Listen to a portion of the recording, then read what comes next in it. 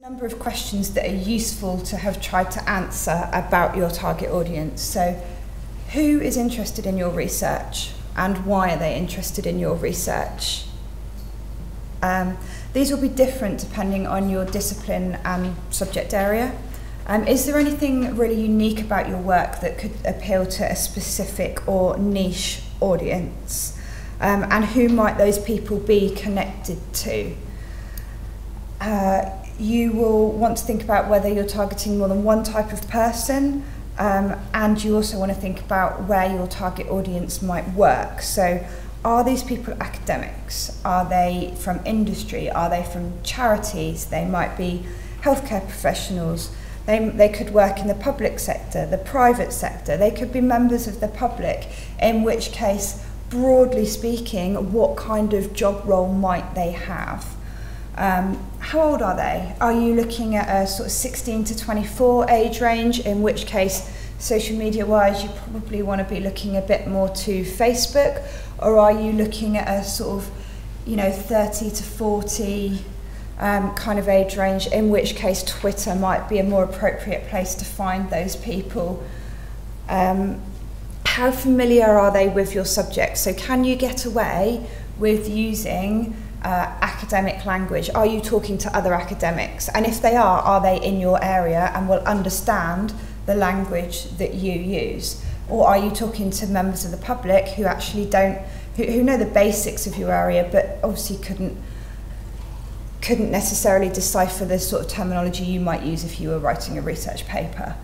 And what motivates these people to go online? What are they looking for when they're there? And what kind of things do they read, both online and offline? So I'm going to give you guys a few minutes just to have a look at these questions and just brainstorm some ideas about who you think your target audiences might be.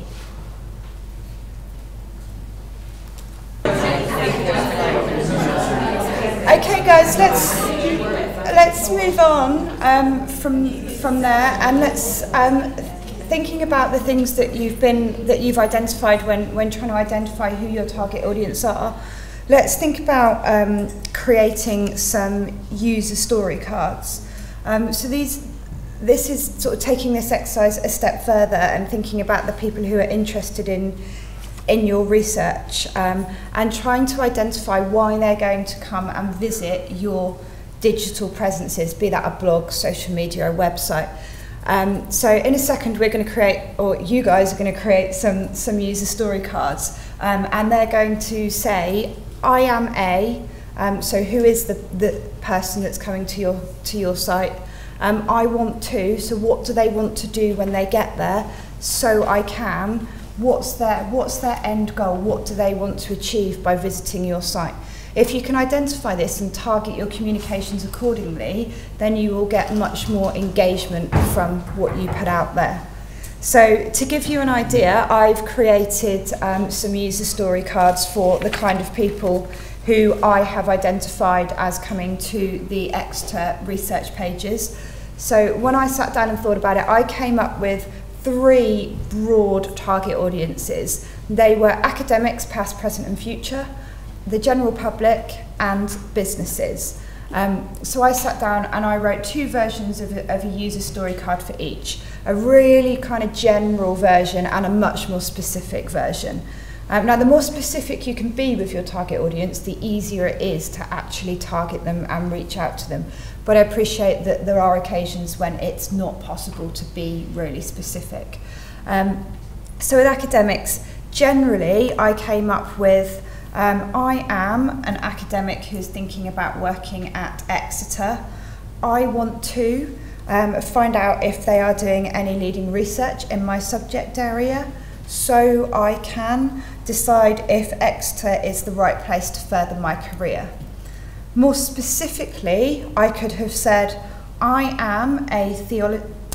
I've written theologian in there and I can never say it every time I get there.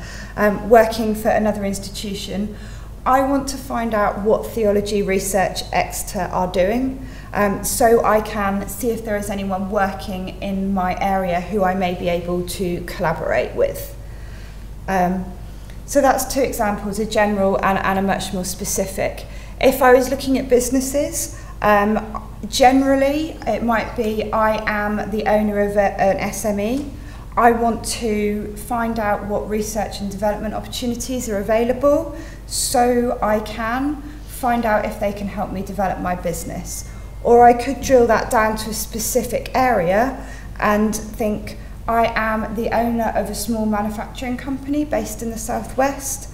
I want to find out if Exeter has any ALM facilities so I can investigate opportunities for them to help me develop new products. Now, if I was able to drill down to this really specific, it would make it much easier for me to target my communications. I could go and find out what blogs are there about manufacturing, what kind of people are reading those blogs, what Twitter accounts relate to that, what companies in my area can I be directing my communications towards.